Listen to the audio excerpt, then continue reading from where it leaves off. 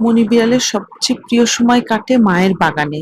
এদিক ওদিক ঘুরে ঘুরে সে খোঁজে তার ছোট্ট কোনো শিকার, আবার কখনো থেমে ফুলের গন্ধ নেয়ার চেষ্টা করে। ঘরের আদর, বাগানের স্বাধীনতা মিলিয়ে তার দিনগুলো ভীষণ আনন্দে কাটে। দেখলেই মনে হয় এ যেন এক ছোট্ট রাজকুমারের বিলাসী জীবন। কেমন লাগে ওর অ্যাক্টিভিটি গুলো?